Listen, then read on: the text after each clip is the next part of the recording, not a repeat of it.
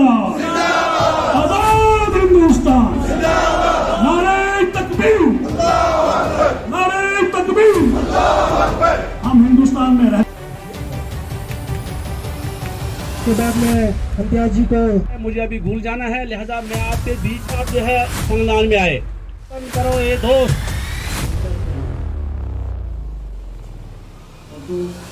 Bharatiya Janata party जिंदाबाद। शेरी पूरा बैठ जाए।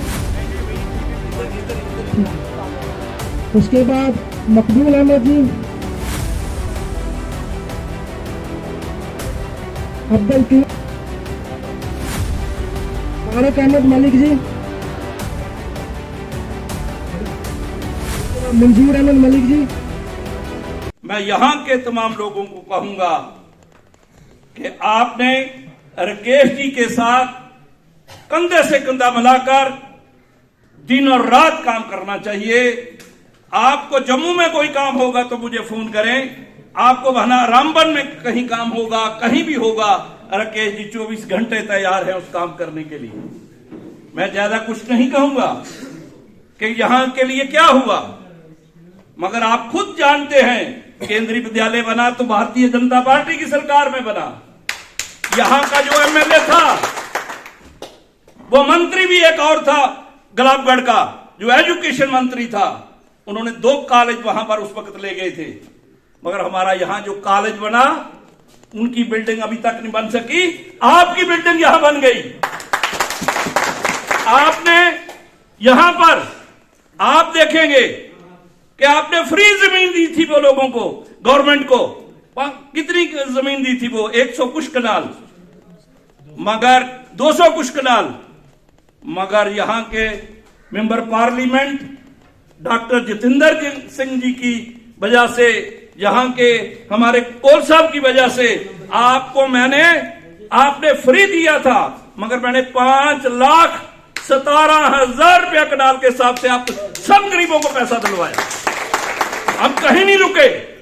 आपका स्टेडियम था यहां, कहीं नहीं स्टेडियम बनता। आपका 17 करोड़ रुपए का स्टेडियम है। ये हमारे पास मंडल प्रधान, ये जो आज मुगल साहब को जब बनाया गया, ये भी मेरे साथी थे। एक इन्होंने नहर है यहां नीचे, हर साल 50,000 रुपया आता था। मैंने कहा है कितने का बजट, कब से ये लगे हुए थे? इन्होंने कोई 18 लाख। एक ही दिन मैंने जाकर वो आपकी ये जो नीचे पुल थी उसका पैसा सैंक्शन करा के काम करवा दिए। आपका कौन सा काम? ये रहमान बोल रहा था कि कलीमस्ता में, गागरा में हमारे ब्रिज हैं। आपका ब्रिज के लिए मैंने 1000 दफा वहां गया और आपके सैंक्शन करवाए। चीफ इंजीनियर को जहां लाया, उनका टेंडर करवाया, आपकी सब रोडें मैंने बनवा दी। कोई रोड वहां की नहीं रही है। आप देखेंगे जो रोड रह गई थी, मैंने उस वक्त रात को मैंने इनको फोन किया, मैंने कहा नाम बताओ उस जगह का क्या है।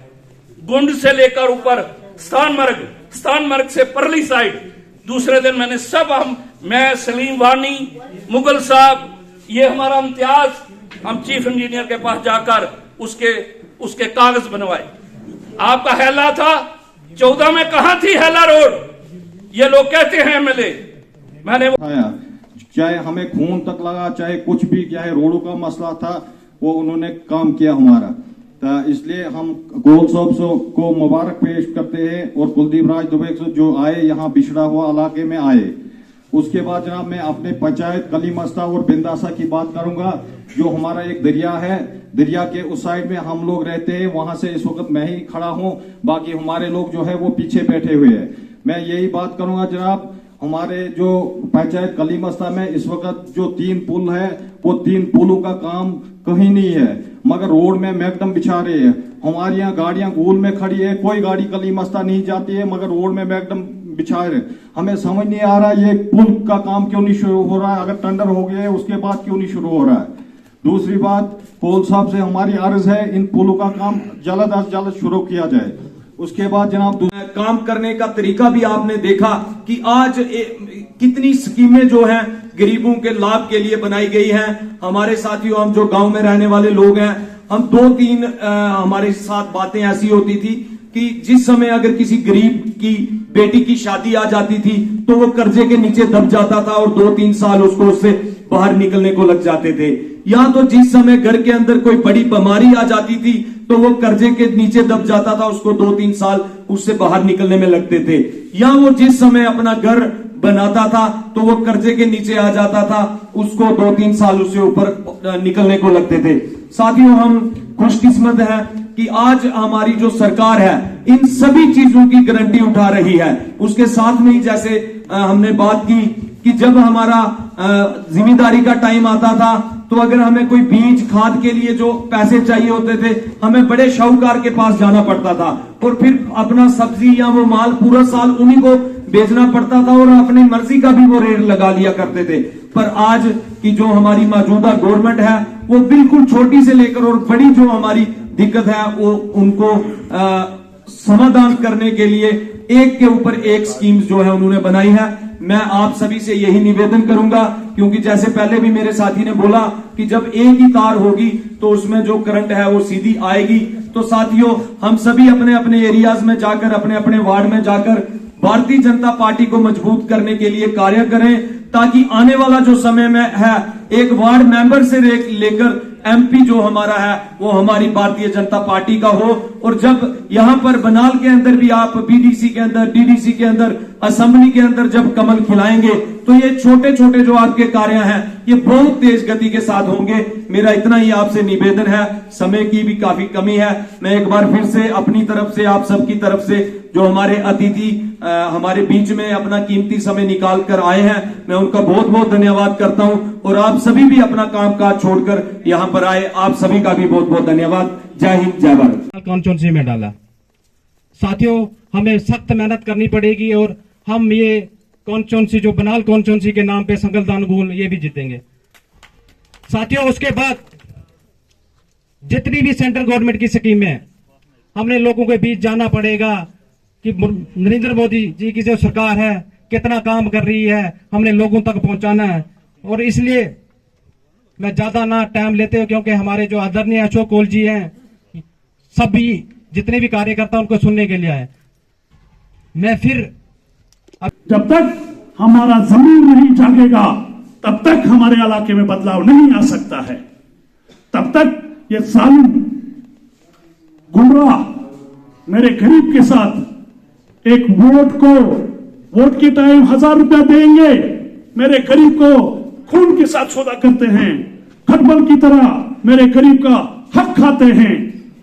मैं सभी भाइयों से, और खासकर जो अभी मेरे चाचे ने बात की गुजरी मां, भैया वो भी गुजरा है, वो भी गुजरा नाली पलियो है।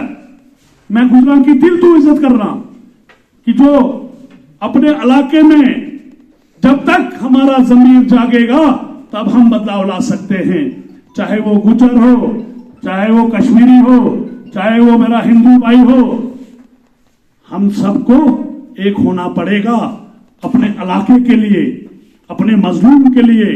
अगर हम चाहते हैं देश में बदलाव लाना, देश तो दूर की बात है, आप अपने घर से बदलाव लाओ। पहले जो आपका बुनियादी हक हिंदुस्तान के आईन ने दिया उसके साथ जाती हो रही है।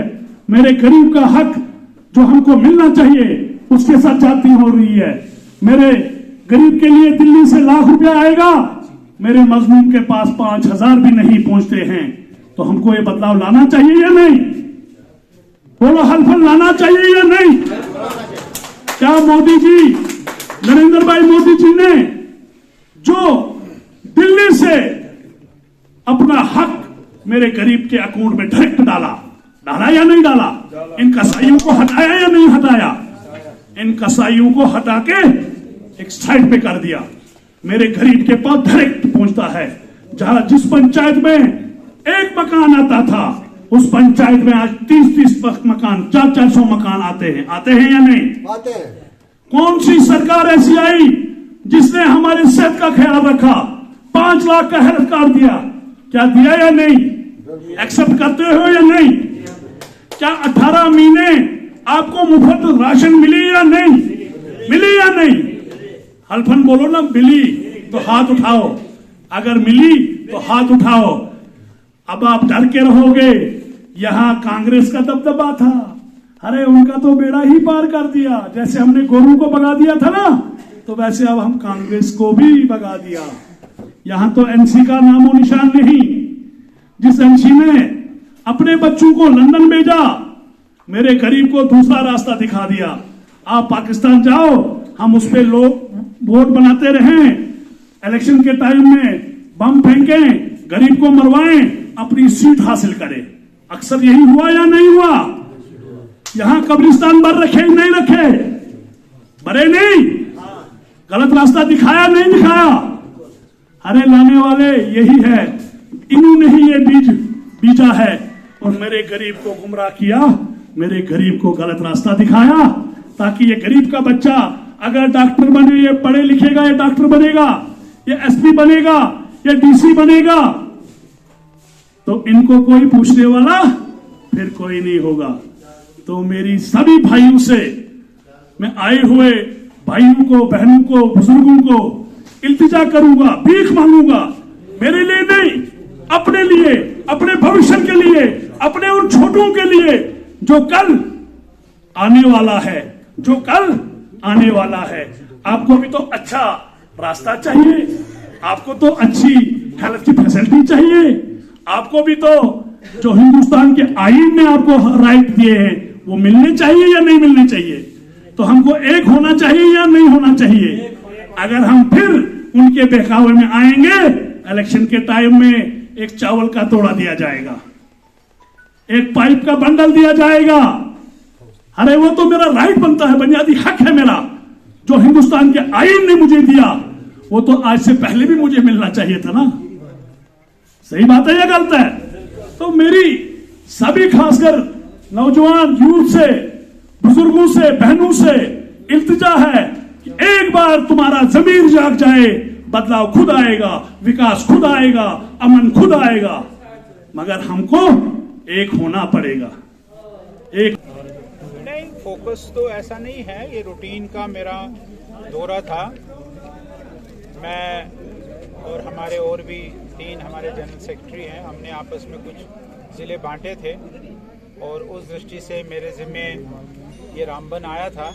तो रामबन में अलग से भी हमारी मीटिंग होगी, सुनील शर्मा जी आएंगे, लेकिन विशेष तौर पर बानिहाल और विशेष तौर पर संगलदान और भूल, यहाँ के कार्यकर्ताओं को, यहाँ के वर्कर्स को और मजबूती देने के लिए, उनको उत्साह देने के लिए वो पोलिंग बूथ पर काम करें, हर बूथ को मजबूत करें, ये बात उनको बताने के लिए मेरा ये प्रवास था।